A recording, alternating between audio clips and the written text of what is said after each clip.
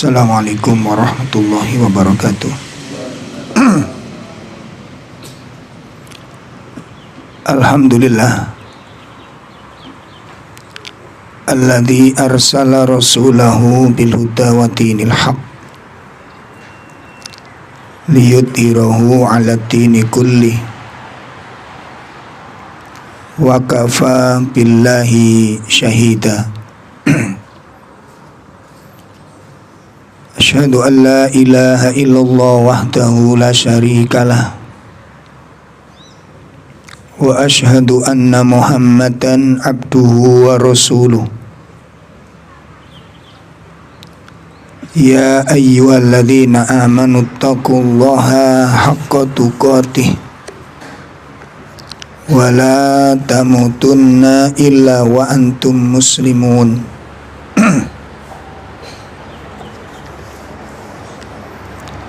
Ya ayyuhalladzina amanu taqullaha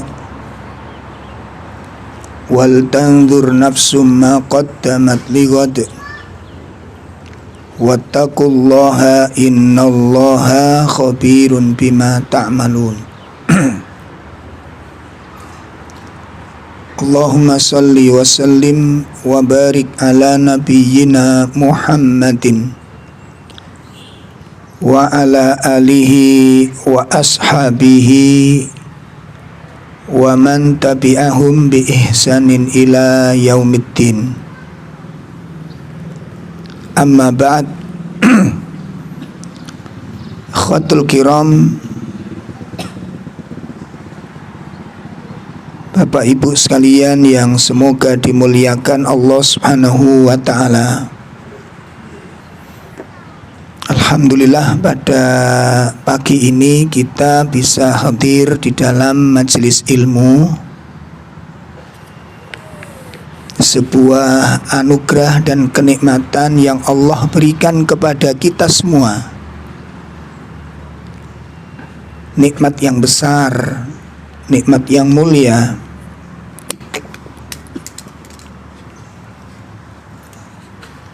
Nikmat di mana kita diberi kesempatan untuk beribadah kepada Allah.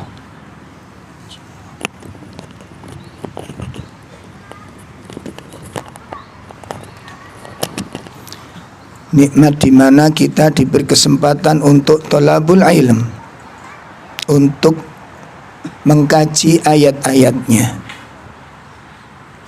untuk memuliakannya, memakmurkannya, menghidupkan hati dengannya, yaitu dengan Al-Quranul Karim.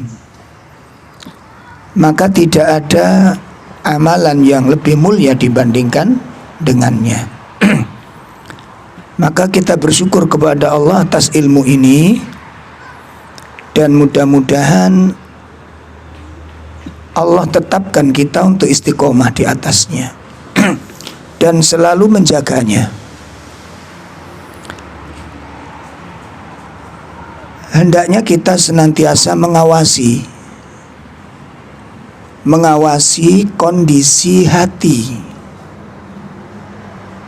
mengawasi kondisi hati.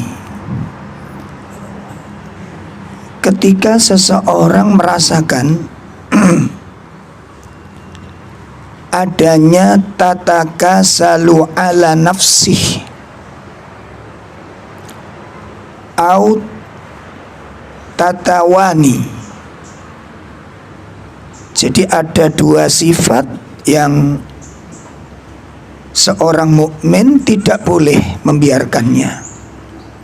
Ada dua sifat yang seorang mukmin tidak boleh membiarkan sifat itu berlarut-larut. Dua sifat itu, yang pertama tatakasalu ala nafsih, bermalas-malasan fi ta'atillahi, di dalam mentaati Allah. Bermalas-malasan di dalam mentaati Allah.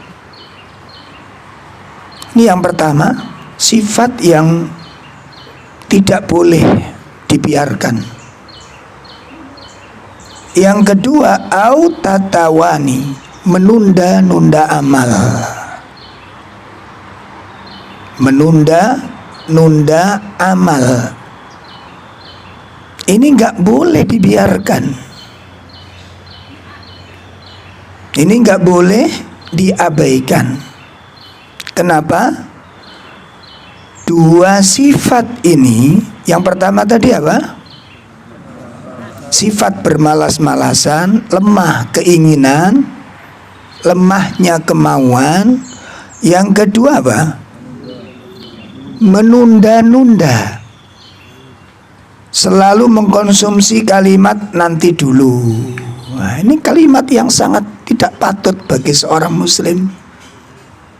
Tidak boleh dibiarkan. Maka kalau seseorang sudah merasakan dua hal itu ada di dalam dirinya, maka ada dua sikap yang harus dilakukan.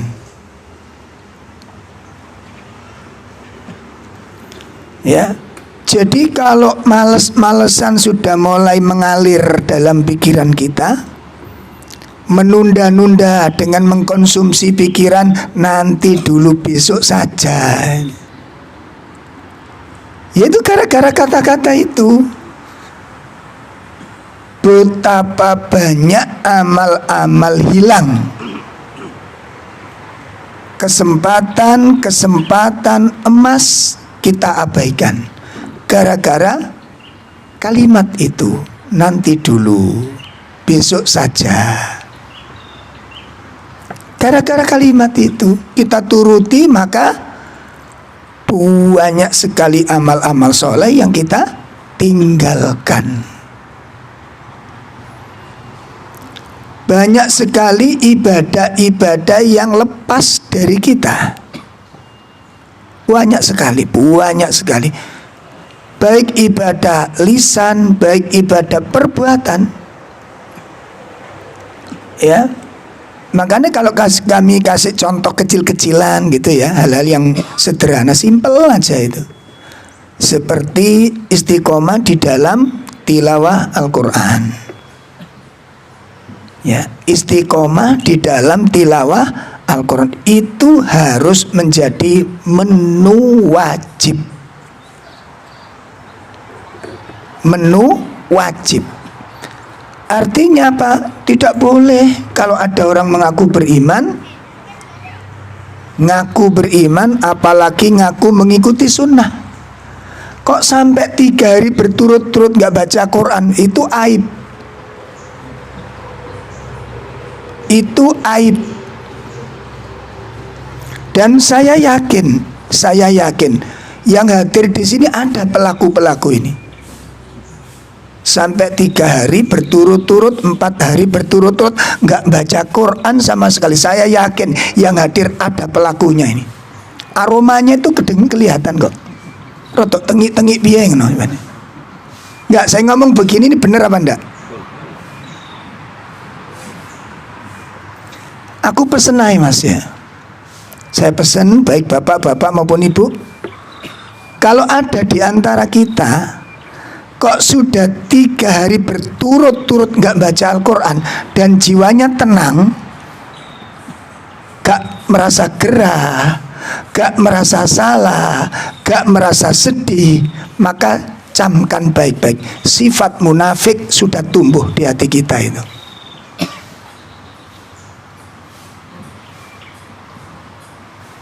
Itu harus diketahui. Sifat munafik berarti sudah wis cukul ning atiku lambek sampean. Kok iso kula mbek sampean sedina bleng gak ngombe blas kok kuat? Gak merasa haus, gak merasa kekeringan. Kok bisa orang mukmin gak bisa baca Quran sama sekali? Kok gak mengkonsumsi Quran sama sekali? Dan itu dilakukan berturut-turut selama 3 hari. Maka kemunafikan yang bertengger di hati kita itu sudah dipastikan ada kemunafikan di hati kita itu. Munafik itu sifatnya. Maka tidak boleh dibiarkan. Saya bilang tidak boleh dibiarkan. Harus ada 2 lakukan. Begitu juga kita nggak infak sama sekali. Nah, ibadah sing paling gampang kan maca Quran toh, Pak. Ibadah sing paling gampang kan maca Quran. Ibadah sing paling enteng kan maca Quran. Wong gak ngetokno biaya, ya gak ngetokno tenaga. Nek gabotan nggawa Quran ya dekan nduk bantal, dekan meja. Anda nggak usah turun dari tempat tidur nek males mudun, maca Quran di atas tempat tidur. Cek koyo wong loro nemen ngono. Kok cik nemen nih gak bergairah gitu dalam urusan akhirat. Itu kan sifat munafik. Ya, itu kan sifat munafik. Lah, orang yang sudah terbiasa dan menganggap itu biasa, padahal itu ibadah besar dalam pandangan Allah, dalam pandangan Rasul, dalam pandangan para sahabat. Itu konsumsi wajib soalnya, Pak. Ya, konsumsi wajib karena itu yang akan mengasah hati kita, yang akan menghidupi jiwa kita. Al-Quran itu yang akan menjadi hidupnya ketaatan, hidupnya iman di hati seseorang. Al-Quran. Lu kok bisa orang mengaku beriman sampai 3 hari, 4 hari, bahkan ada yang 1 minggu nggak baca Quran sama sekali, merasa aman. Ini aib. Dan harus dipahami bahwa sifat munafik sudah masuk ke dalam diri kita. Itu sifat munafik. Lah nanti kita kehilangan ibadah-ibadah yang lain juga begitu, nggak sedih kita. Apakah kita sedih ketika kehilangan sholat qobliyah ba'diyah? Apa sedih? Kalau sedih kan mencari penggantinya. Apa yang harus saya lakukan untuk menggantikan yang kehilangan ini? Seperti para sahabat dulu kalau nggak bisa melakukan amal seperti yang dilakukan sahabat yang lain, apa yang dilakukan, Mbak? Diam, tenang, santai, hendak datang kepada Nabi, minta nasihat. Ya Rasulullah, dhahaba al-duthur bi ujurihim. Orang-orang kaya telah pergi dengan membawa pahala-pahala mereka. Yusallun kama nusalli, yasumun kama nasumu. Orang-orang kaya sholat sebagaimana kami fakir sholat. Orang-orang kaya berpuasa sebagaimana kami orang fakir puasa. Namun wa yatasaddaquna bifuduli amwalihim. Orang-orang kaya bisa bersedekah dengan harta-harta mereka. Kami orang-orang fakir nggak punya harta untuk kami sedekahkan. Lah kalau begini caranya, kalau begini bentuk modelnya, berarti pahala itu diborong sama siapa? Orang-orang kaya. Terus bagaimana nasib kami ya Rasulullah? Sedih mereka kehilangan amal itu. Maka mereka datang kepada Nabi supaya mendapat solusi. Isok dolek amal sing isok nyaingi wong sing sugih. Ngono, Pak. Itu mukmin. Kehilangan amal itu sedih jiwanya. Kehilangan ibadah itu sedih batinnya, karena kehilangan sesuatu yang sangat berharga. Ya, kehilangan sesuatu yang sangat mahal. Maka Nabi memberikan bantuan, memberikan penjelasan. Allah telah menjadikan untuk kalian segala sesuatu menjadi sodako buat kalian. Bertasbihlah karena tasbih itu sodako. Bertahlillah karena tahlil itu merupakan sodako. Maka mereka kembali dengan penuh kegembiraan karena sudah mendapatkan suatu amal yang bisa menyaingi orang-orang yang kaya. Selesai. Nah, kita kehilangan banyak amal kok nggak sumpek, ini kan perlu dipertanyakan. Maka kalau kita sudah mulai merasakan kemalasan, sudah mulai mengalir, menunda-nunda amal muncul di situ. Nanti saja. Maka ada 2 langkah yang harus dilakukan. Salim Id Al-Hilal menjelaskan di dalam kitab Bahjatun Nadhirin, syarah dari kitab dari kitab Riyadhus Shalihin. Beliau menyebutkan dalam bab mujahadah. Kalau seorang muslim sudah merasakan satu, kok rodok lemes ini, mau ibadah kok malas ini, maka langkah yang pertama yang harus dilakukan adalah an yujahidah. Yang pertama apa? An yujahidah. Hendaknya seorang muslim perang melawan dirinya sendiri. Dilawan sifat itu, ojo dituruti. Gerakkan badanmu, angkat tubuhmu, langkahkan kakimu. Ya, jangan seperti orang-orang yang sakit stroke. Kalau orang sakit stroke mending kita sehat, bergerak, berjalan ke kamar mandi, ambil air wudhu, cuci muka kita. Setelah itu pegang mushaf Al-Quran, baca Al-Quran itu. Paksa itu, jihad melawan diri sendiri. Lawan dirimu sendiri. Itu yang pertama yang harus dilakukan. An yujahida nafsah. Seorang mukmin harus perang melawan siapa? Dirinya sendiri. Dan tidaklah langsung ada di dalam benaknya itu bagaimana ulama-ulama, orang-orang soleh yang ada di penjara itu. Kisahnya Imam Ibnu Taimiyah, kisahnya Imam Ahmad, kisahnya Imam Syafi'i, dan ulama-ulama yang lainnya. Mereka banyak mengalami kesulitan.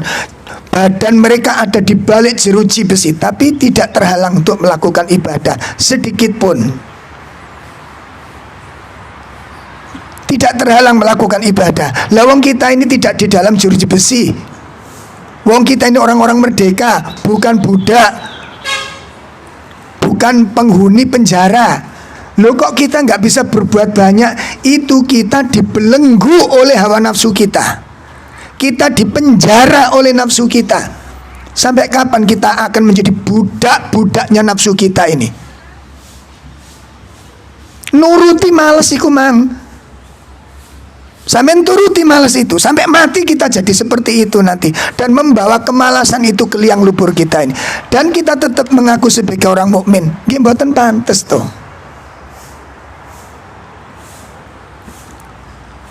Itu yang pertama yang harus dilakukan, perang melawan dirinya. Dilepaskan belenggu-belenggu kemalasan itu. Saoleh, Pak. Ya, mangkane empun sampai diremeh nih.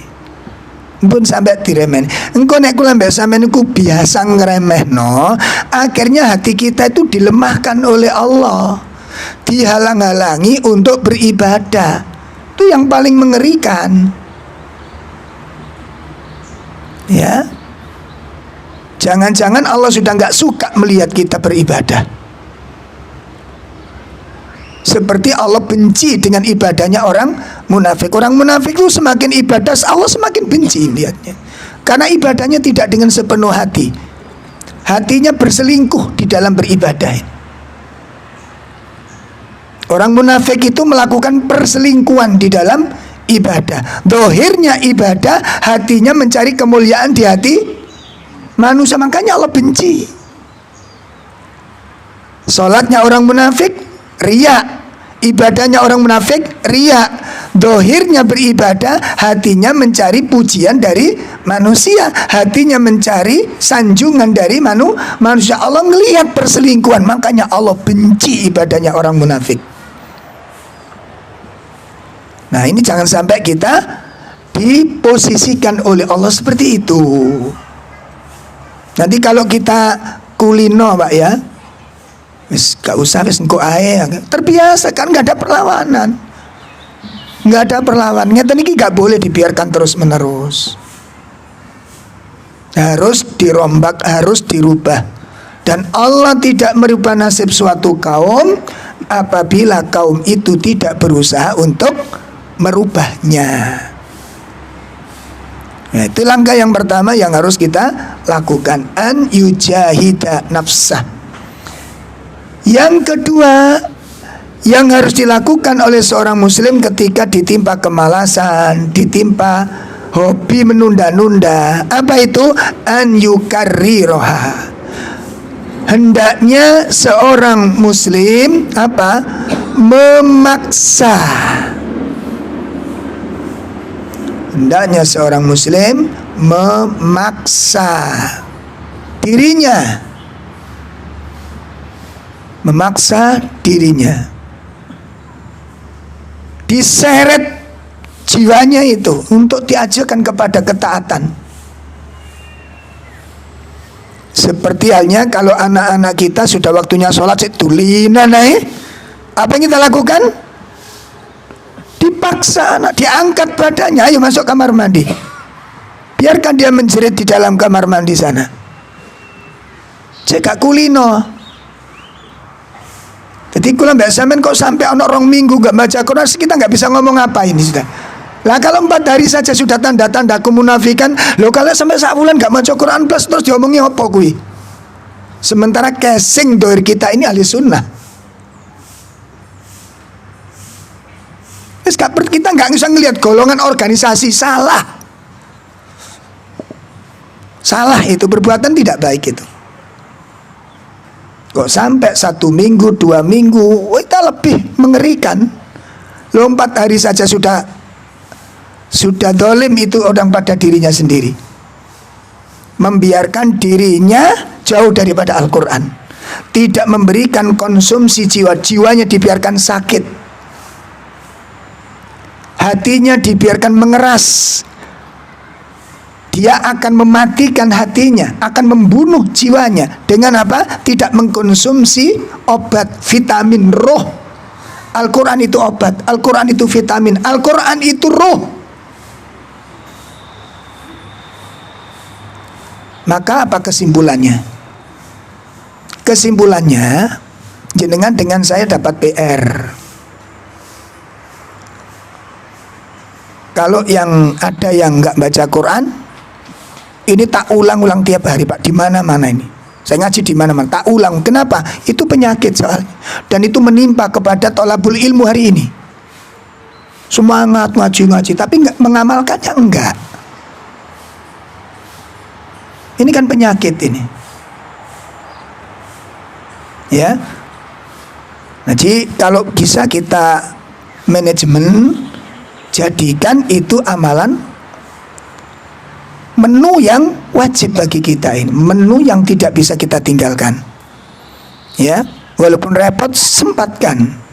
Seperti kita walaupun repot sempat membaca WA, menikmatinya, membalasnya, membaca berita-berita sing gak penting. Sempat membatin? Dalam? Sempat. Jadi gak mau Quran ya sempat delok YouTube barang. Sempat, luar biasa ini. Dari mengaku beriman, mengaku jadi golongan yang baik. Ini namanya kadzab. Ini pendusta. Kita pendusta. Dan yang paling mengerikan apa? Tidak mencintai diri sendiri. Itu jadi santapan syaitan. Akhirnya setan membelenggunya, setan menghiasinya, setan menuntunnya. Ketika orang melepaskan diri dengan Al-Quran, setan mengambilnya, menjadikan dia sebagai teman karib. Kita jadi bestinya setan. Nah, gitu. Nanti dilihat di ayat-ayat Al-Quran itu. Orang yang meninggalkan Al-Quran, subhanallah. Nah, itu pesan saya dalam mukadimah ini, tolong diperhatikan dengan sebaik-baiknya, karena itu yang sedang menimpa kaum muslimin hari ini, terutama para pencari ilmu, melupakan amal-amal. Baik Bapak Ibu sekalian yang dimuliakan Allah, menindaklanjuti pembahasan dari kitab Mujibatul Jannah yang berkaitan dengan masalah keistimewaan Islam dan keindahannya. Masuk di dalam pembahasan yang pertama kemarin tentang Islam memerintahkan kita bertauhid kepada Allah dan melarang syirik, dan itu sudah kita bahas. Sekarang kita masuk pada indahnya Islam yang kedua. Jadi yang dimaksud indahnya Islam itu, tidak ada satupun kebaikan kecuali pasti diperintahkan oleh Islam. Tidak ada satupun kebaikan kecuali pasti diperintahkan oleh Islam. Dan tidak ada satu keburukan pun kecuali dilarang oleh Islam. Jadi kesimpulannya pripun? Islam itu tidak akan pernah memerintahkan umatnya untuk berbuat buruk. Tidak mungkin. Yang buruk-buruk pasti dilarang, yang baik-baik pasti diperintah. Ini yang kita kupas. Sehingga bab ini, materi ini itu harus kita pahami, Pak. Harus kita pahami. Harus kita pahami. Kenapa? Karena itu yang akan menjadikan kita bangga menjadi seorang muslim. Kalau bapak ibu bangga dengan sesuatu, itu kan pasti ibu bisa jawab. Ibu pasti bisa jawab. Ya, saya bangga dengan putra saya yang pertama itu. Nah, begitu ibu mengatakan bangga dengan putranya, coba apa yang membuat Anda bangga? Itu kan jelas sekali. Leres? Kalau ibu, aku bangga dengan anakku yang pertama ini. Lo kenapa? Nggak tahu. Lo nggak yang banggakan, yang jenengan buat bangga itu apa? Apa dia cerdas? Gak ngerti aku. Kira-kira kalau ada orang bilang begini gimana, Pak? Hah? Anda mengatakan bangga, namun Anda nggak ngerti yang Anda banggakan itu apa. Inilah yang terjadi pada kaum muslimin. Sehingga nanti bisa pindah agama itu keturutan, karena nggak ngerti yang dibanggakan. Sehingga nanti kita berani mengatakan saya bangga menjadi seorang muslim. Itu punya alasan. Ngerti alasannya, ngerti dasarnya. Ngaten. Ojo cuma koyok wong napa jenenge rapat nih kok. Biasanya kalau pengajian umum lah ngoten. Ibu bapak bangga jadi muslim, bangga kan ngono to jawabane. Coba ditakoni sing sampean banggakno napa lak meneng kabeh. Ini kan membingungkan, agama orang membingungkan ini. Begitu juga di dalam kajian, saya bangga dengan dakwah Ahlussunnah ini. Kenapa? 1, keilmuannya. 2, tuntutan amalnya. 3, tidak ada kedustaan dalam ilmu di dalamnya. Gitu. Makanya saya pilih jalan ini, karena kami sudah mengikuti beberapa jalan-jalan sebelumnya. Harokah-harokah sebelumnya, pergerakan-pergerakan sebelumnya. Kami mengikuti, kami belajar. Sampai gerakan jihadiyah kami ikut. Pokoknya ngaji nih kayak durung jihad niku durung ngaji jenenge, Pak. Lho nggih, ngaji kok bahas masalah wudu, jihad ngono Pak piye niku. Wudu urusan ketek jadi ngono. Itu bahasa kami begitu dulu. Apa ngaji begini nih? Jihad, pertumpahan darah, membunuh, terbunuh, difitnah, dipenjara itu harus menjadi lagu kita. Begitu kita ngaji Al-Quran secara dalam, tafsir-tafsirnya keliru kita ini. Begitu ditanya syariat yang paling tinggi dalam agama apa? Akidah. Loh kok malah gak dikaji akidah? Kok malah gak direken tauhid? Rukun Islam yang pertama apa? Rukun iman yang pertama apa? Ini urusan tauhid semua. Gak ada yang peduli. Terus kita jihad. Lah jihad itu sampean balani apa? Sing sampean perangi apa? Kedoliman. Bagus. Saiki dolim sing paling dolim apa? Syirik. Loh kok malah mbok rangkul? Katanya melawan kedoliman. Dolim sing paling dolim apa? Syirik. Lah kok malah dirangkul? Kok nggak dilawan? Saya kritik genderone tok la ilaha illallah, tapi gak ngerti kalimat la ilaha illallah. Jelas nih Pak? Genderone tok tulisannya la ilaha illallah, tapi gak ngerti konsekuensi apa itu la ilaha. Pernah dikaji materinya apa la ilaha illallah? Apa arti la ilaha illallah itu? Apa arti Muhammad? Apa konsekuensinya? Itu perlu sehingga nanti panjenengan dengan saya betul-betul bangga dengan jalan ini. Kita dituntut setiap ilmu diamalkan, bercahaya nanti Pak, bercahaya. Dimanapun kita berada, di situ terpancar dua hal: ilmu, amal, dakwah. Terbentuk pada tiga hal: ilmu, amal, dakwah. Makanya panjenengan tinggal di mana saja, di tempat itu kudu cokul telu: ilmu, amal, dakwah. Jenengan kalau datang ke rumah kerabat jenengan, mungkin di Malang, mungkin di Pesuruan, mungkin di Banyuwangi, mungkin di Jakarta, terpikir enggak setelah saya tinggalkan tempat yang saya kunjungi kudu cokul telu niki? Ada enggak misi itu? Gak ono. Lah terus napa kok keloyongan atuh-atuh? Kudu ono misi niku, Pak. Ilmu, amal, dakwah. Entah soal itu nanti diterima atau tidak, sampaikan ilmu, diskusi, ngobrol-ngobrol pelan-pelan. Ini harus ada sehingga bercahaya. Amal, tunjukkan amal-amal baik kita ini. Tunjukkan amal-amal baik kita ini. Kepedulian sosial yang sangat tinggi, kepekaan. Ya, ini nggak bisa ditinggal. Itu karakteristik dakwah sunnah. 4 hal: ilmu dan iman, amal soleh, dakwah, as-sabr. 4 hal yang itu tersimpan di dalam surat Al-Asr dan masuk di dalam kitab Salasatul Usul. Ya.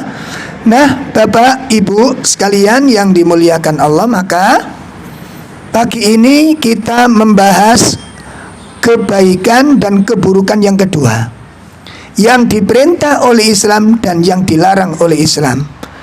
Poin kedua adalah as-sidqu wal kadhibu, kejujuran dan kedustaan. Ini yang kedua. Jadi yang pertama apa? Allah perintahkan bertauhid, Allah melarang syirik. Allah perintah tauhid, Allah melarang syirik. Yang kedua, kita lihat indahnya Islam. Islam memerintahkan jujur dan melarang dusta. Lawannya kita lihat. Islam memerintahkan jujur dan melarang dusta.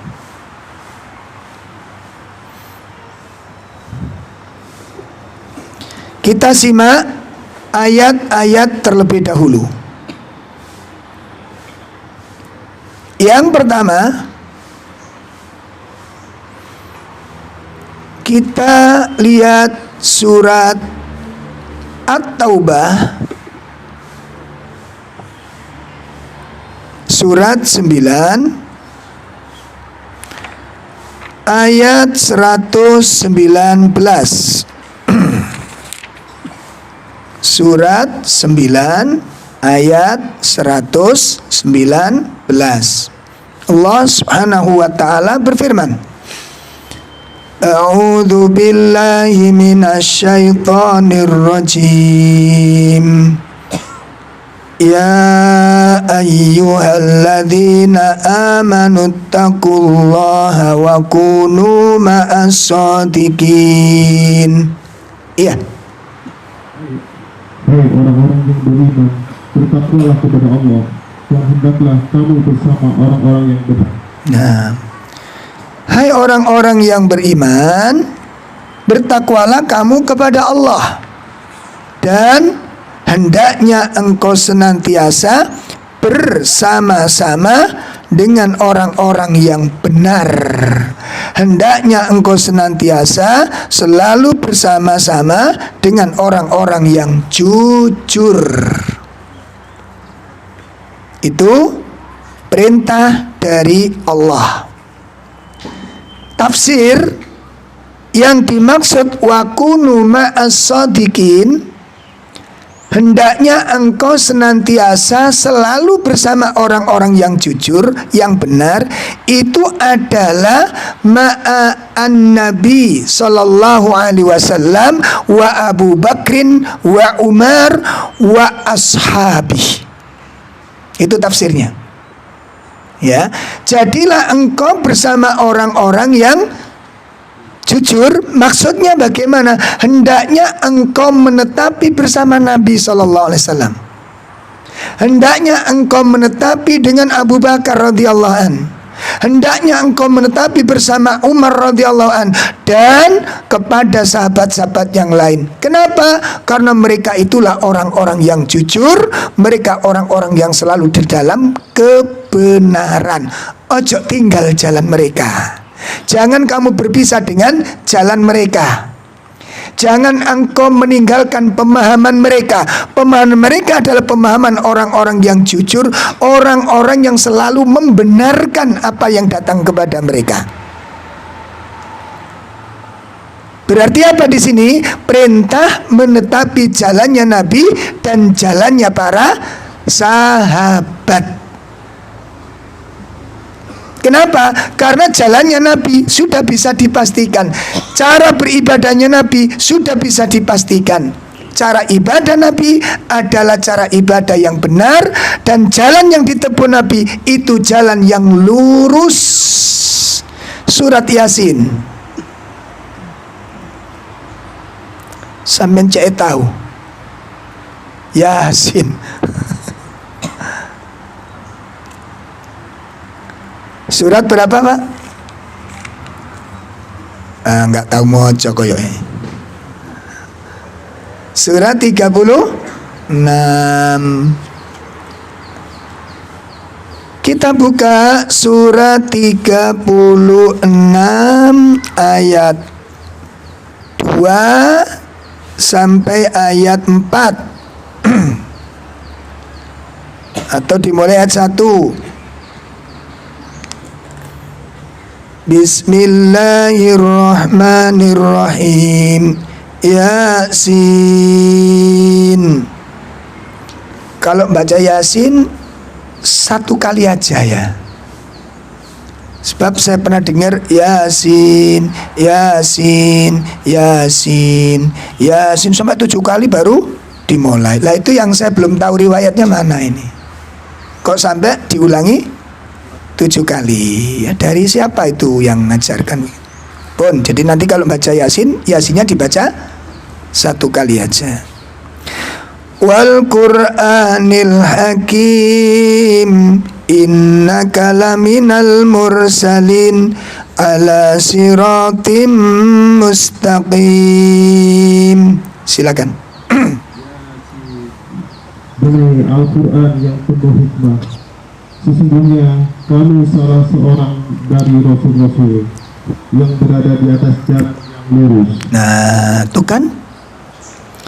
Makanya ketika kita mengamalkan sunnah yang yakin, walaupun orang gak suka, biarkan saja.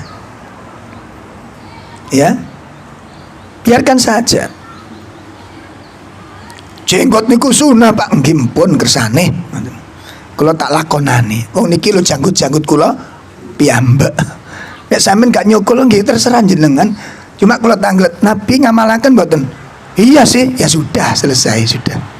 Nggak usah ngotot-ngotot, nggak usah debat-debat. Sepegel debat niku nggak usah, nggak penting. Yakin itu ada dalil, yakin itu benar, yakin ajaran Nabi, amalkan. Ayat ini yang jamin. Ayat ini yang menjamin. Apa kata Allah?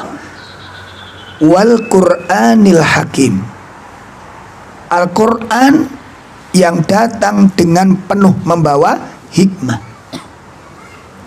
Innaka laminal mursalin. Hai Muhammad, sesungguhnya engkau hai Muhammad benar-benar salah seorang dari Rasul-Rasul Allah. Engkau Muhammad benar-benar dari golongan para Rasul Allah. Ala siratin mustaqim. Apa maknanya? yang berada di atas jalan yang lurus. Ayat yang keempat yang menyebutkan ala siratin mustaqim, engkau berada di atas jalan yang lurus. Engkau di sini kalimatnya kembali kepada siapa? Kepada siapa? Rasulullah dengan ajarannya itu. Berarti kalau kita mengamalkan ajaran Nabi sallallahu alaihi wasallam, maka ajaran yang kita lakukan itu ajaran dari jalan yang lurus. Dah jalankan. Anda yakin, amalkan. Ndak yakin, yaitu urusan panjenengan. Paham? Kalau saya yakin, maka saya amalkan. Dan saya yakin mengamalkan amalan Nabi itu amalan terbaik, karena Nabi tidak melakukan amal yang salah. Kalau yang diamalkan Nabi salah, pasti Allah turunkan ayat. Makanya kalau sekarang kita mengamalkan sunat dicaci, dicela, diledek, wes terserah. Jangankan kita sing gak patek api iki. Sampeyan kali kula wis api apa durung patek api? Halo, sampean kali kula iku wis api ora patek api? Orang patek api, dicaci maki wajar pancen orang patek api. Wong Nabi sing api ngono sih dicela sama orang-orang kafir. Jelas, Pak? Wajar. Difitnah, wajar. Ada para nabi yang enggak difitnah? Ada apa enggak? Enggak ada. Nah kalau kita difitnah, wajar. Memang wajah-wajah kita penuh fitnah.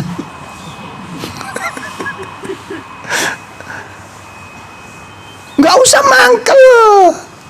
Yakin ngamalkan ini dapat pahala? Yakin, ya sudah, amalkan, sudah selesai. Makanya kalau jenengan mengkaji firman Allah, laqad kana lakum fi rasulillahi uswatun hasanah. Subhanallah. Malu Pak sebenarnya. Yang dihujat di podium-podium yang mengamalkan sunnah. Lo yang nggak mengamalkan, saya kira wes ngene. Oke sunnah ini, oke sunnah. Nek diamalno kan keyakinannya begitu toh. Nek diamalno dapat pahala. Nek gak diamalno gak dosa kan ngono toh. Oke, itu keyakinan Anda, silakan dibawa. Cuma aku takon, saya ngamalno ambek sing gak mengamal niku api endi? Wis ngono ae gampang-gampangane. Api endi? Wis ta? Lah kok sing api malah di yo api sing gak ngamalno Mas. Oh, marah ini. Sampeyan berani mengamalkan begitu kira-kira? Berani komentar begitu kira? Gak berani. Kata sunnah dalam bahasa itu belum tentu sunnah hukum. Saya ulangi lagi. Kata sunnah dalam bahasa belum tentu sunnah dalam masalah hukum. Khitan, napa khitan niku? Sunat. Iku nek ndelok redaksine hadis, redaksinya menggunakan bahasa wajib napa menggunakan kata sunnah? Halo? Kok denger-denger ini?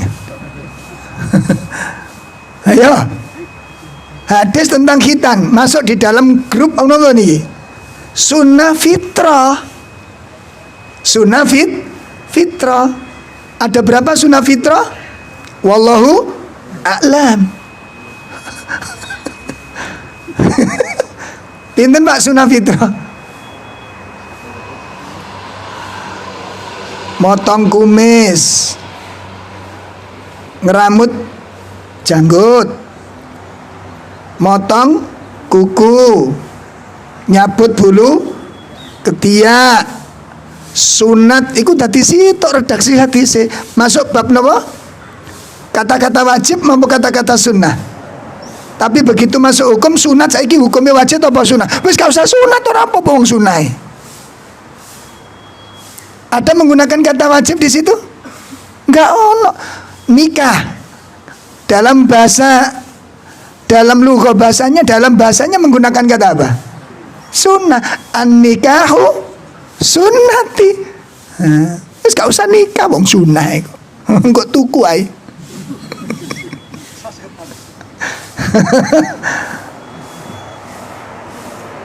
Ah, itu kan kadang-kadang ngaji niku perlu dikupas secara rinci, Pak. Lah teman-teman iki global hadis. Lah sing ngapunten sangat yang kita sangat sayangkan, yang sangat saya sayangkan itu ulama yang dikatakan ahli hadis di zaman sekarang itu beda dengan ulama ahli hadis zaman dulu niku. Saya sempat ketemu dengan tokoh-tokoh ahli hadis, berguru sama beliau, bermajelis dengan beliau. Enak nih bahas hadis niku. Walaupun beliau tidak mengamalkan satu amalan, tapi orang yang mengamalku dimuliakan gitu loh. Itu memang khilaf dan ada hadisnya, bukan dicaci.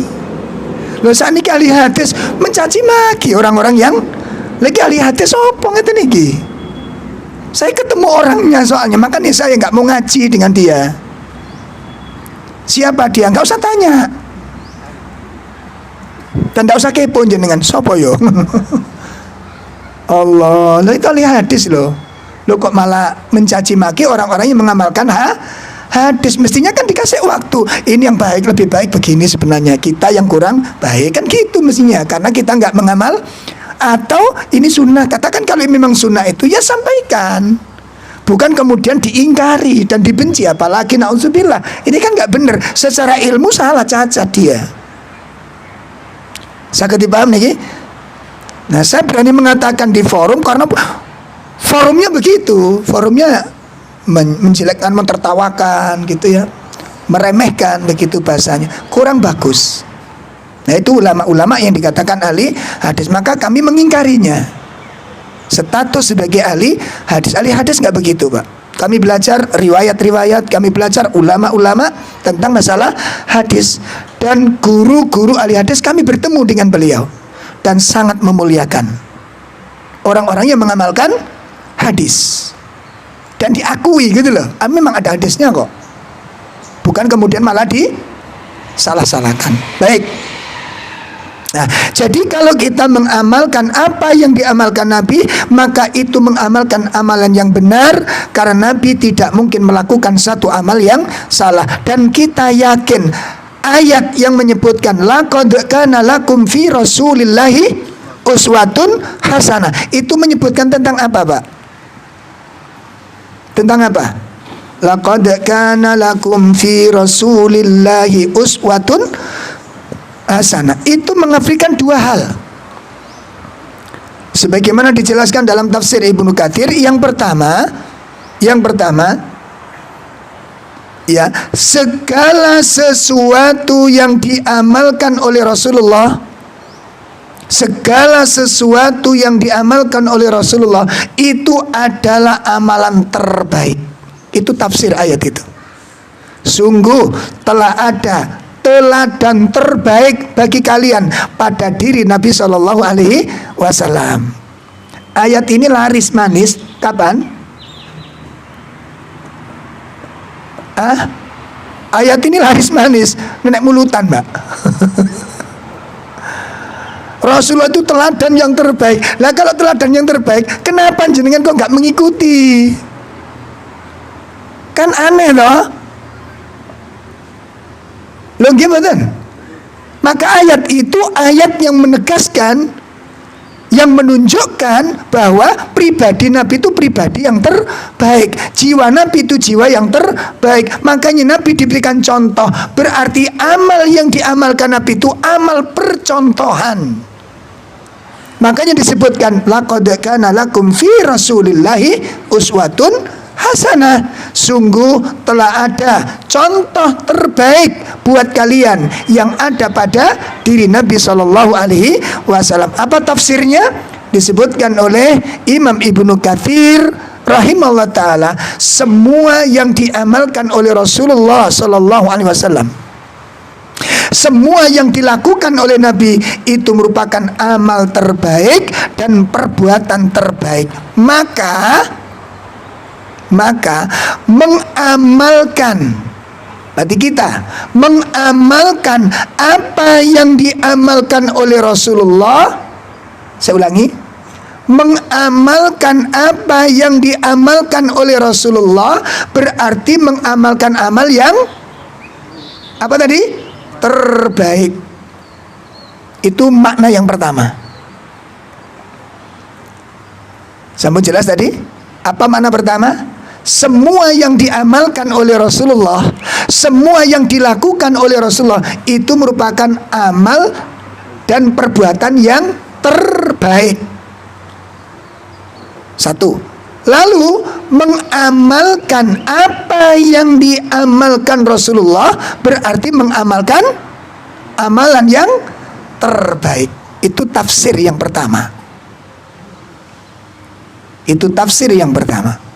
Tafsir yang kedua, di dalam mengikuti Rasulullah Sallallahu Alaihi Wasallam, di dalam mengikuti Rasulullah Sallallahu Alaihi Wasallam harus dengan cara yang terbaik.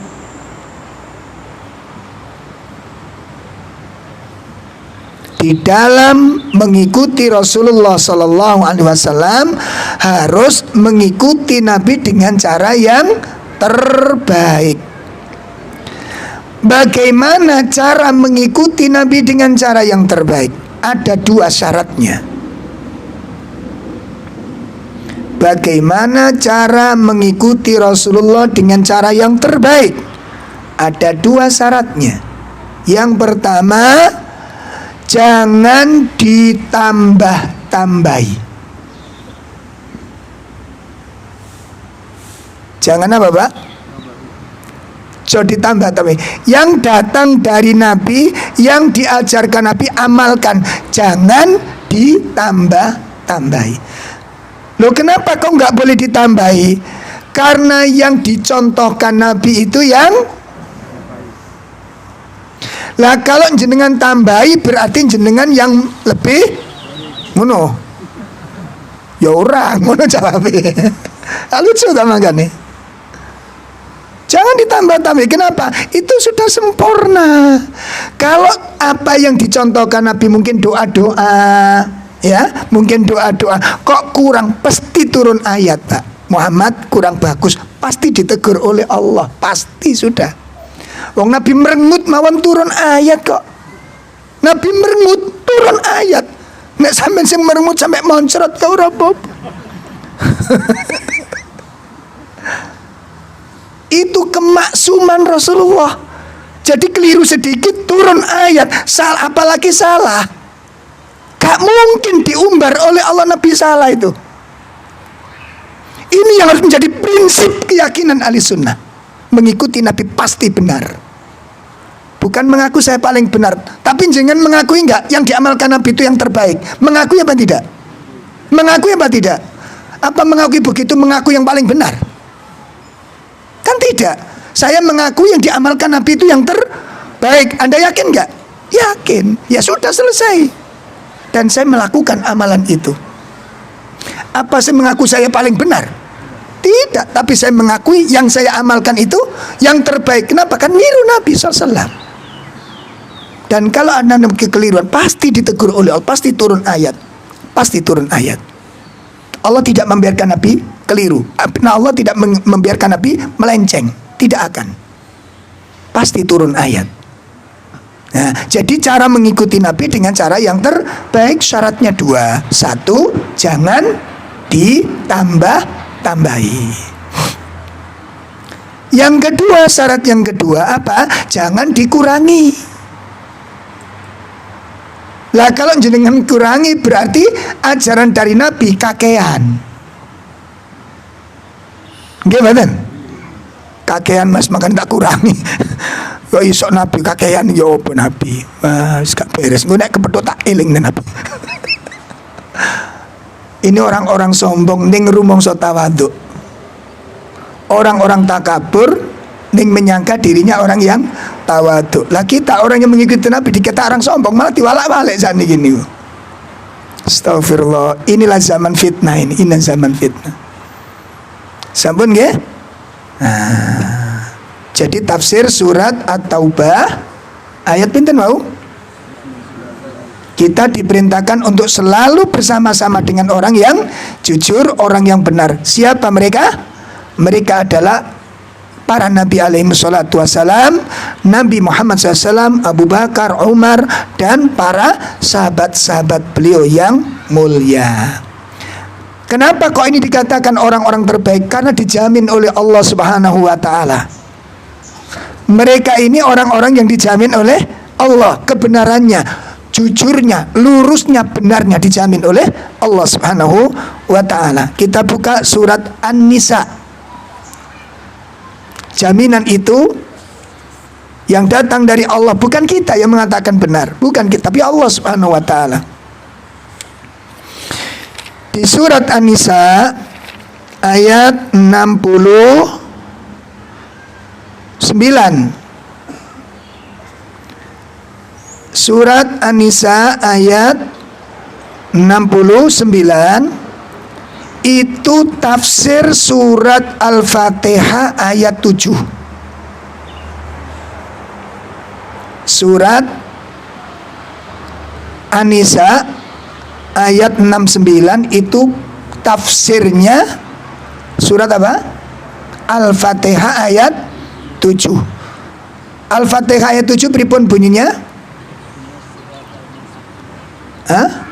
Siratal ladzina an'amta alaihim. Itu jalan yang kita minta di ayat 6. Ya Allah, tunjukkan kepadaku jalan yang lurus. Lah jalan yang lurus itu yang mana? Siratal ladzina an'amta alaihim, yaitu jalannya orang-orang yang telah engkau beri nikmat. Siapa mereka ini? Orang-orang yang telah diberi nikmat. Tafsir surat Al-Fatihah ayat 7. Ini golongannya siapa? Disebutkan Allah. Jawabannya ada di surat An-Nisa ayat 69. Siapa mereka itu? Disebutkan Allah.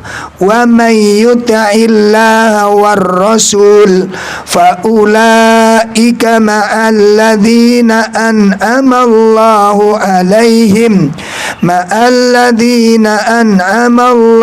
alaihim minan nabiyyin was-siddiqin was-syuhada'i was-salihin wa hasuna ulaika rafiqa. Ya. Siapa yang mentaati Allah dan Rasul-Nya, mereka itu akan bersama-sama dengan orang-orang yang dianugerahi nikmat oleh Allah, yaitu nabi-nabi, para siddiqin, orang-orang yang mati syahid, dan orang-orang saleh.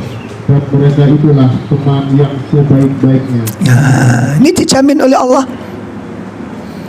Orang-orang yang telah diberi nikmat oleh Allah itu siapa mereka?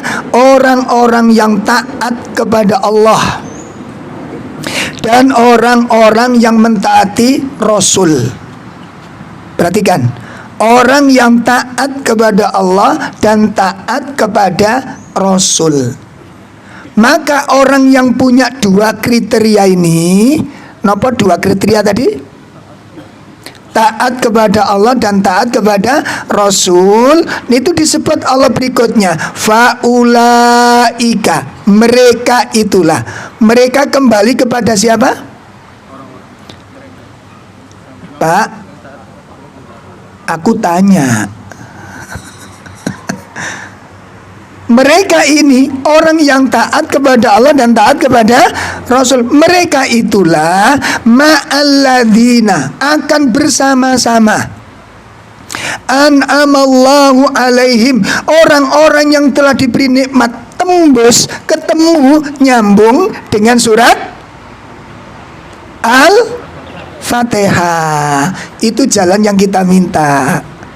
Yang aku minta, ya Allah, siratal ladzina an'amta alaihim, biar aku ketemu dengan mereka, biar aku bersama dengan mereka. Itu disebutkan Allah dalam surat An-Nisa.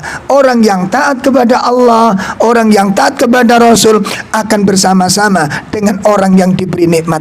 Nah, orang yang diberi nikmat itu siapa? Satu, minan nabiyyin, para nabi. Yang kedua, wasiddiqin, orang-orang yang mencintai kebenaran,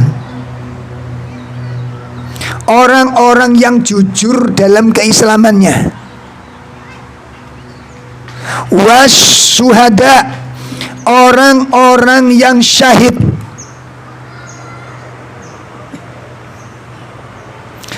wassolihin, dan orang-orang yang soleh. Ini orang-orang yang telah diberi nikmat. Maka ibu bapak pastikan sing kula panjenengan lampahin itu dipastikan itu ajaran dari Nabi Shallallahu Alaihi Wasallam. Pun itu ayat yang pertama, perintah untuk bersikap jujur dan selalu bersama dengan orang-orang yang jujur, orang-orang yang benar. Perintah yang kedua, perintah yang kedua, surat 33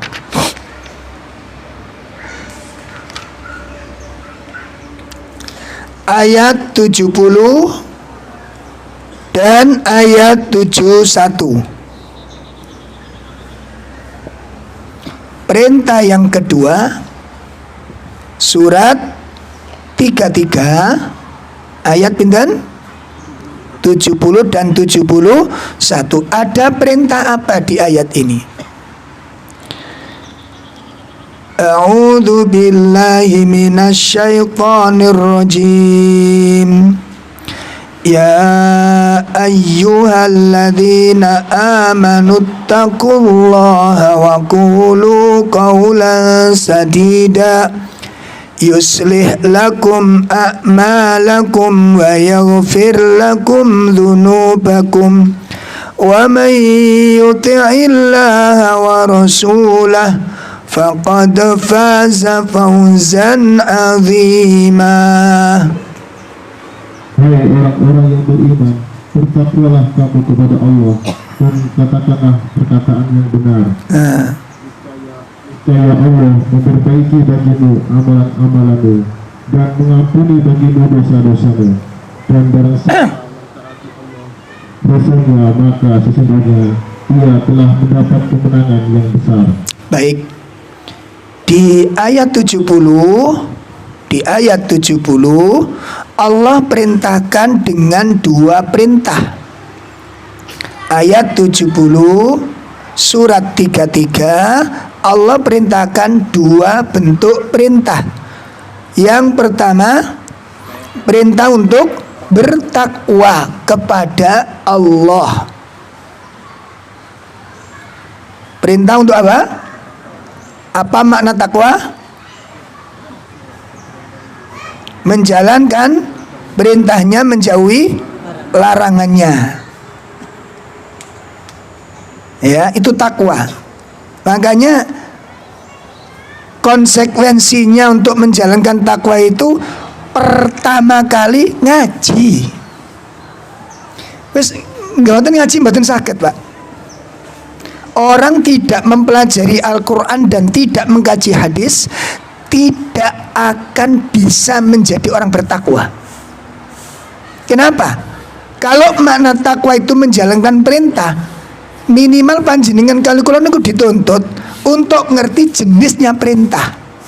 Betul apa tidak? Betul napa mboten?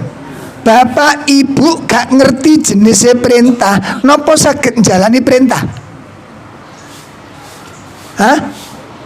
Ibu bapak gak ngerti iki perintah apa ae to? Dikongkon apa to awak dhewe iki? Nek gak ngerti jenisnya perintah, napa saged nglakoni perintah? Saged mboten? Berarti kudu ngerti jenisnya dhisik. Ya, kudu ngerti jenisnya dulu, satu. Yang kedua, apa? Kudu ngerti carane. Ngerti jenis perintah, gak ngerti carane, apa iso nglakoni? Dalam gak bisa, Pak. Contoh ngeten. Kewajiban atas mayit. Satu, diapakno mayit ini? Dimandikan. Bapak ibu gak pernah belajar cara memandikan mayit.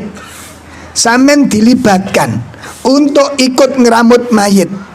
bisa memandikan? Hah? Sewemprot ambek. Oh, kira-kira piye, Pak? Gak iso.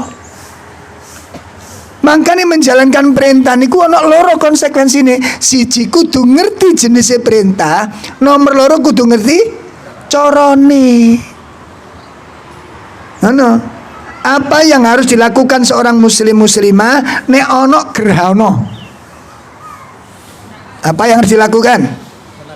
Salah satu sunnah yang dianjurkan, sangat dianjurkan, ketika ada gerhana, sholat berapa rakaat, berapa fatihah, bekedek. Kalau nggak belajar, piye carane mas? Sholat rong rakaat, fatihah ping papat, surate ping papat, rukuke ping papat, gak tahu belajar, piye lah nglakoni? Dong ini dijak ngaji yang bulet kayak susur. Angel ini dijak ngaji niku. Boten saged. Sampun jelas?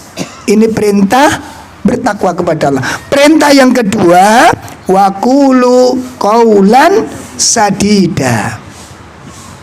Berkatalah kamu dengan perkataan yang benar. Sadid itu bisa bermakna asidku, jujur. Asidku bermakna sadid. Ya, makanya empun sampai keliru baca shin. Niku bacaane sin. Nek shin niku dahsyat. Ngono, Pak. Wa qulu qawlan syadid. Gak salah. Karepe fasih. Karepe napa? Fase.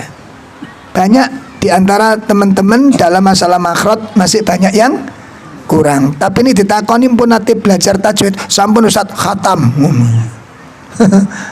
Makanya sing tahu khatam belajar tajwid dites ngimami. Dites napa? Ngimami. Insyaallah siap Ustaz ngimami sholat dhuhur.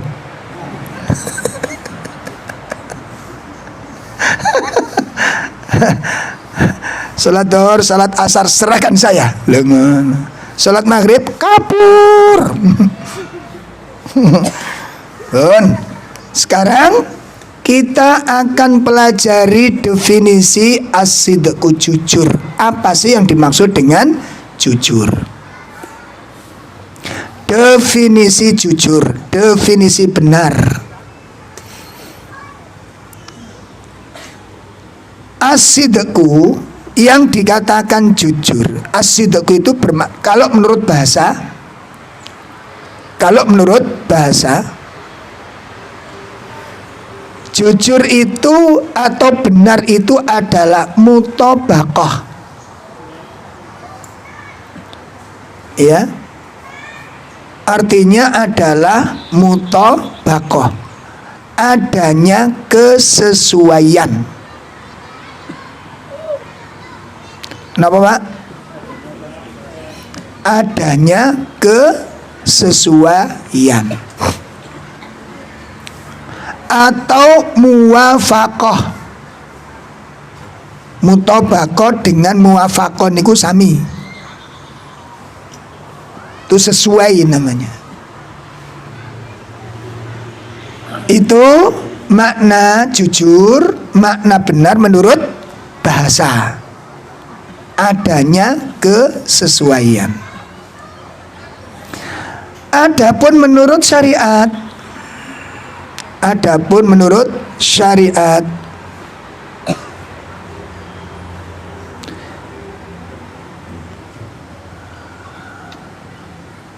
Syekh Al-Utsaimin rahimahullah ta'ala menyebutkan yang dikatakan as-sidqu, yang dikatakan jujur, yang dikatakan benar itu adalah mutabaqatu.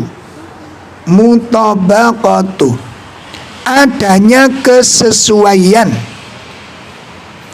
Adanya kesesuaian. Al-khabar lil waqi, antara berita dengan realita. Itu yang dikatakan jujur, itu beritanya dengan kenyataannya itu sama. Itu yang namanya jujur. Pun diperhatikan dan dirasakan. Diperhatikan dan dirasakan. Jadi yang dikatakan jujur atau benar tadi apa? Adanya kesesuaian antara berita dan kenyataan. Jadi sing diceritakno, sing dikabarkan dengan fakta di lapangan itu sama. Itu disebut berita yang jujur, ucapan yang jujur, pas, sesuai dengan kenyataan. Itu yang pertama kata Syekh Al-Utsaimin. Kemudian disebutkan di dalam kitab Bahjatun Nadhirin oleh Syekh Salim. Oleh Syekh Salim.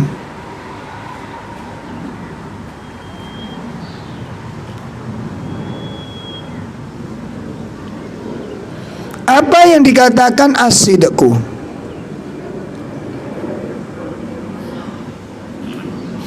Yang dikatakan as-sidqu, kata beliau, adalah muwafaqah. Muwafaqah adz-dzahir lil batin. Adanya kesesuaian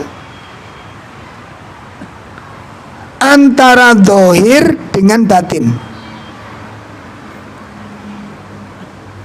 Itu namanya jujur, itu namanya benar.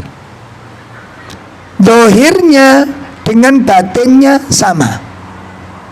Contoh, orang tersenyum. Orang tersenyum, ketemu kita. Kalau senyumannya itu juga seperti itu di hatinya, maka dia adalah orang yang jujur. Ada enggak orang senyum tapi hatinya mangkel dengan yang disenyumi? Ada apa enggak? Ada. Maka ini tidak dikatakan jujur. Kenapa? Enggak sesuai. Kita kadang-kadang diberitahu, loh sampean dengan dia sudah akrab dah, sudah rukun dah. Loh, saya enggak ada masalah kok. Loh, masa toh? Dia tuh sangat benci dengan jangan. Loh, masa sih? Iya. Loh, ketemu saya tuh senyum itu. Iku lambene, Mas. Lambene ku nak cerita, aku banyak fitnah jenengan itu. Oh, saya nggak tahu ya, terserah dia lah gitu. Bisa terjadi macam itu? Bisa. Ya. Senyumnya ketemu orang senyum enak gitu. Tapi di luar beda lagi. Ya, seperti kelompok dari Tahdhiri itu. Kenapa kelompok Tahdhiri ini? Kelompok Tahdhiri ini ku salah dikit tahdzir, salah dikit tahdzir, itu Tahdhiri itu. Itu kita dulu gabung jadi satu, Pak. Kalau ketemu saya ngatain niku penak. Insyaallah Ustaz, gimana kabarnya? Masih ngajar di sana, masih ngajar di sana.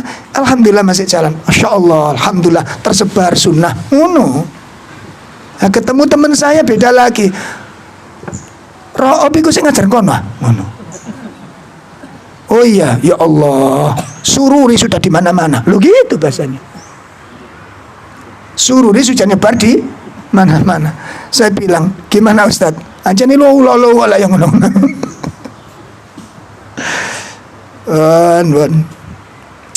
Itu namanya jujur. Kesesuaian antara zahir dengan batin. Nanti kita kupas Pak rinciannya. Berikutnya muwafaqatu wal qaulil amal. Sing dikatakan jujur iku adanya kesesuaian antara ucapan dengan perbuatan. Adanya kesesuaian ucapan dengan perbuatan. Ada enggak ucapannya lebih baik daripada perbuatannya? Ada apa enggak? Hah? Ada apa enggak? Ada. Nah, ini nggak jujur namanya. Seperti ada ibu-ibu kagum dengan suaminya, temannya, Masya Allah mbak, suami jenengan tuh ya kalem, mbak, ambulannya metu. Loh, kemarin ketemu nemui suami saya ikut nemu kok kalem, penuh senyum. Aku nak kepethuk sampean, mbak. Di rumah aku piring pecah kabeh. Jadi ada kalanya kalau ketemu tamu, ketemu ikhwan kajian itu lembut kata-katanya, bahasa Arab itu afwan, ya akhi. Tapi ketika ada masalah dengan istrinya tuh, Masya Allah, kata-kata mutiara yang keluar. Astagfirullah. Pun itu yang kedua kata saya Salim. Jadi katakan kejujuran, adanya kesesuaian antara ucapan dengan perbuatan. Yang ketiga, al-khobar lil waqi, antara berita dengan realita, antara berita dengan fakta sama. Nah, itulah berita yang jujur. Sehingga dengan adanya pembahasan definisi ini, panjenengan dengan saya wajib sangat hati-hati untuk menyampaikan berita. Sampeyan wani saiki nyritakno berita? Berani ndak? Ada berita sampaikan jenengan, langsung sampeyan sampaikan. Berani? Berani ndak? Kok kita dikit-dikit share, ono berita share, ditanggapi, dibahas. Beritanya itu bener apa enggak? Apalagi potongan-potongan video, hati-hati. Kan itu yang sekarang dihebohkan kita, yang bikin kekacauan dalam kehidupan ini. Sampun nggih? Nah, lalu disimpulkan, dijelaskan rinciannya oleh Syekh Al-Utsaimin di dalam kitab Syarah Riyadhus Shalihin yang ditulis oleh beliau. Nanti teman-teman yang sudah punya kitab Syarah Riyadhus Shalihin Syekh Utsaimin bisa dilihat di dalam bab jujur. Ya, di dalam kitab Riyadhus Shalihin, Syarah Riyadhus Shalihin oleh Syekh Al-Utsaimin di dalam bab jujur. Beliau menegaskan, pertama, al-murai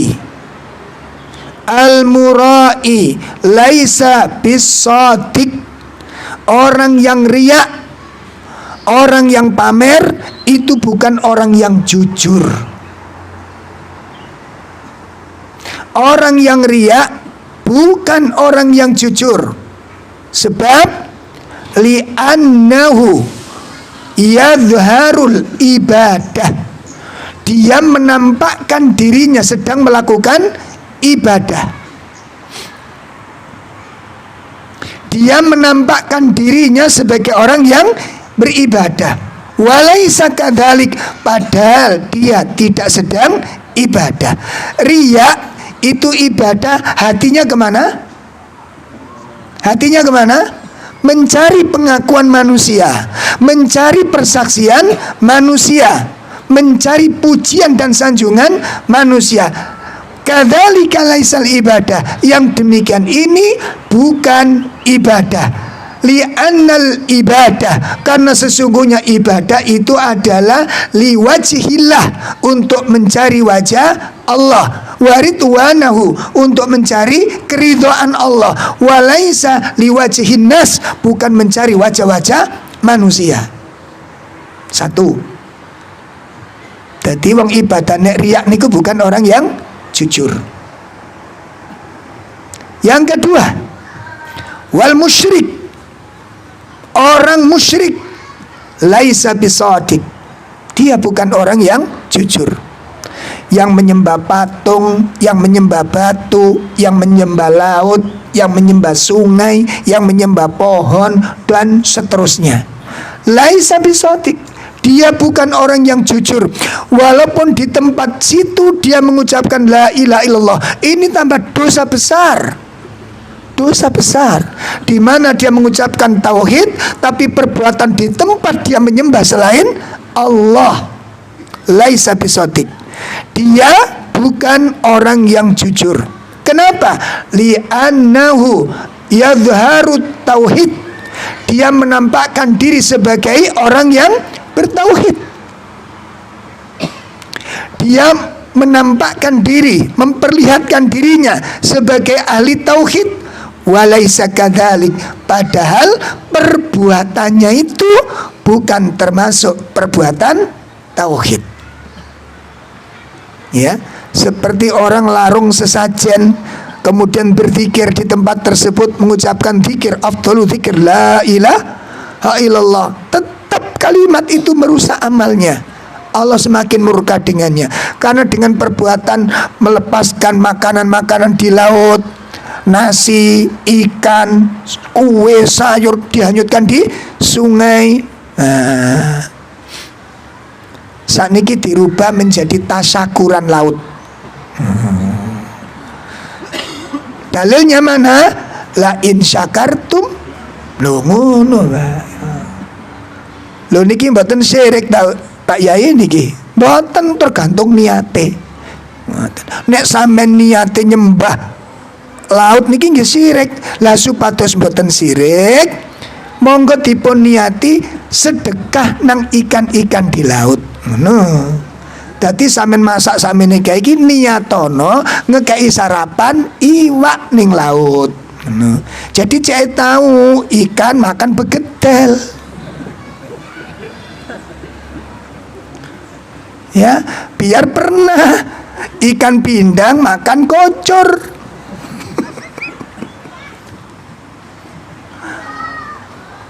Mulai kapan? Mulai kapan ikan laut pesen urap-urap?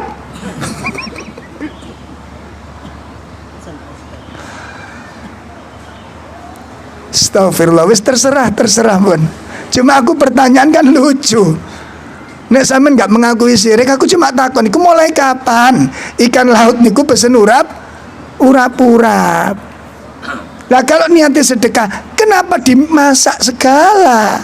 Kan tukokno dedek pur utawa beras sak karung jegurnat beres. Apa kok mana nasi kuning, nasi uduk, sego golong, bubur abang, bubur menir. Iki jenenge warung Padang, Mbak nih. Astagfirullah. Dipaksa, nggak mau mengatakan itu sih. Sudah, Allah lebih tahu keyakinan ini. Jauhi perbuatan itu, ingkari perbuatan tersebut. Pun yang kedua, orang musyrik bukan orang yang jujur. Kenapa? Karena menampakkan sebagai ahli tauhid, tapi perbuatannya menyekutukan Allah Subhanahu wa ta'ala. Yang ketiga, al-mubtadi, orang yang berbuat bid'ah.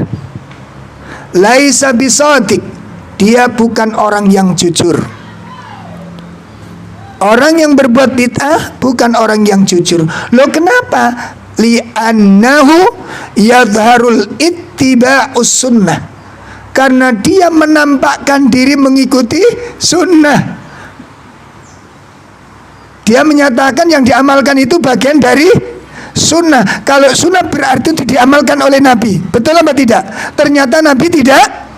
Itu kedustaan, dan ini sebesar-besar dusta, di mana dia berdusta atas nama Nabi. Dia mengatakan ini ajaran dari Nabi, ini amalan Nabi, padahal Nabi tidak mengamalkan. Al-kadzib, dia pendusta. Al-mubtadi, pelaku bid'ah, laisa bisadiq, dia bukan orang yang jujur, karena dia menampakkan diri sebagai orang yang mengikuti sunnah, padahal perbuatan itu justru menyelisihi sunnah. Masya Allah. Ini definisi kejujuran, definisi as-sidqu, definisi kejujuran.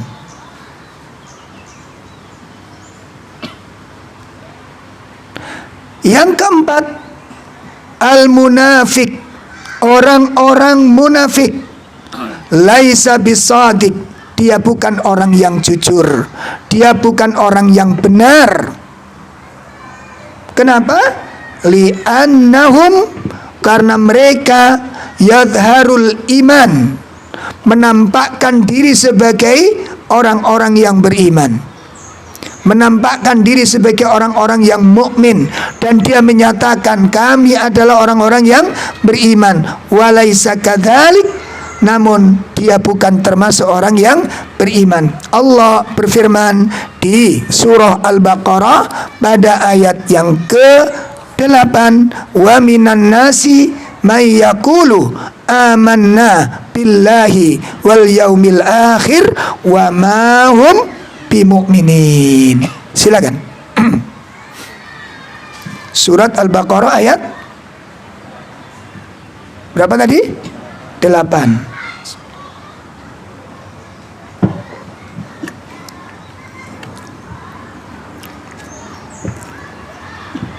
Di antara manusia ada yang mengatakan kami beriman kepada kemudian, padahal mereka itu sesungguhnya bukan orang-orang yang beriman. Masya Allah. Jadi ngaku-ngaku beriman itu boleh-boleh saja, Pak. Ya, ngaku cinta Rasul, ngaku ahli sunnah, boleh-boleh saja. Cuma yang menjadi hukum, yang dihukumi Allah nanti ucapannya apa perbuatannya. Ucapannya apa perbuatannya? Itu disesuaikan antara ucapan dengan disesuaikan. Kalau jujur diterima imannya, kalau nggak jujur ditolak amalnya. Jelas ini? Jadi kita boleh-boleh sama cinta Rasul, majelis Rasul, monggo silakan saja. Namun bukan itu yang akan dilihat oleh Allah. Antara pengakuan dengan perbuatan itu yang akan dijadikan hukum oleh Allah. Dari sinilah kita belajar. Jadi kita bukan orang terbaik, tapi kita belajar untuk menjadi orang yang baik. Kita bukan orang yang paling benar, tapi kita yakin yang diajarkan Al-Quran, yang diajarkan oleh Nabi, itu ajaran yang paling benar. Maka kita mengambilnya dan kita mencoba dan berusaha untuk mengamalkan dalam kehidupan sehari-hari kita. Mudah-mudahan ini bermanfaat. Ini definisi apa tadi? Kejujuran. Apa makna jujur tadi? Kesesuaian. Menurut syariat, apa makna kejujuran? Adanya kesesuaian antara ucapan dengan perbuatan, kesesuaian antara zahir dengan batin, kesesuaian antara kabar dengan realita. Jadi setelah ini ibu bapak ojo gampang-gampang nyampe no berita. Jelas? Nanti kalau ada istri pulang-pulang membawa berita, ya wis krungu ya gak krungu. Esok wis nggo berita tekon ndi ki Mang. Ya, makanya kalau istri pergi beli sayur Pak, dipeseni. Ingat Mi, beli sayur, jangan mencari. Dipesen nih. So, wedok-wedok niku terampil soalnya. Terampil mengambil berita. Dan nanti dilihatkan Pak, Masya Allah. Saya Utsaimin niku memerinci, dirinci betul. Sampai ada orang bilang begini. Sampai beliau berkata, kalau ada orang ditanya, jam berapa sekarang? Anda bilang jam 9, ternyata jamnya 8:30, Anda disebut kadzab. Masya Allah.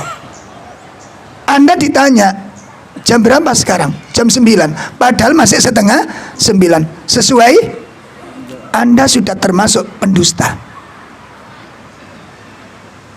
Sampai segitu ulama ini, gak main-main. Kenapa? Karena itu menjadi keselamatan bagi orang lain. Coba kalau nggak percaya jenengan. Sama kita kan kadang-kadang meremehkan. Aku pinjam sepeda yo, menisok tak balik no. Besok tak kembalikan. Besok Selasa. Selasa itu kan bisa Selasa pagi, Selasa siang, Selasa sore, Selasa malam. Kalau jenengan mengembalikan Selasa esok tak balik no, jenengan kembalikan Selasa siang, Anda dusta. Kenapa? Karena bisa jadi dia menjanjikan orang lain. Engko ae Selasa esok rinio jupun, soalnya sepedaku wis ana omah. Akhirnya orangnya ke situ pagi, jenengan tidak memberitahu. Jadi masalah apa tidak? Masalah, maka jaga lisan. Jaga lisan. Kalau tidak sesuai, segera informasi. Segera informasi. Sama dengan utang piutang, persahabatan, persaudaraan rusak kan gara-gara itu. Sing paling kathah niku. Nggih mboten? Itu paling banyak, nggak bagus. Ya, jadi kalau memang nggak mampu, sampaikan, temui orangnya yang Anda utangi.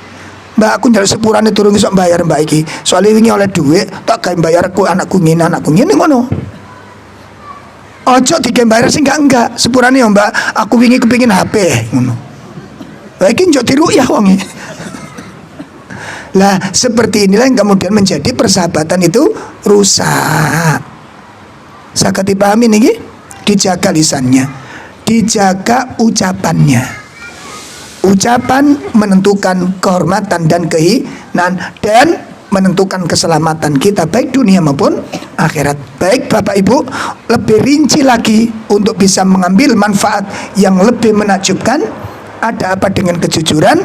Bulan depan kita akan membahas tentang dahsyatnya kejujuran. Kita ambil dari 9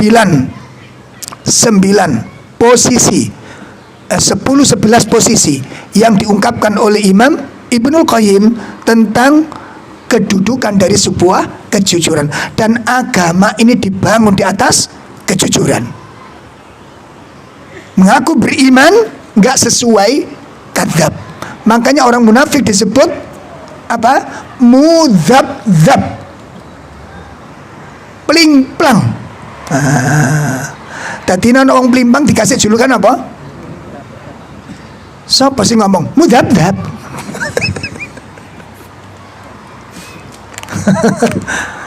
Pun ini aja yang kita kaji untuk pagi ini, kurang lebih mohon maaf. Kita akhiri dengan kafarah majelis. Subhanakallahumma wa bihamdika asyhadu an la ilaha illa anta astaghfiruka wa atubu ilaik. Semoga Allah menolong kita, menjaga kita dari segala keburukan, mengumpulkan kita bersama dengan orang-orang yang soleh, dan semoga Allah anugerahkan kepada kita sikap istiqomah di atas sunnah. Assalamualaikum warahmatullahi wabarakatuh.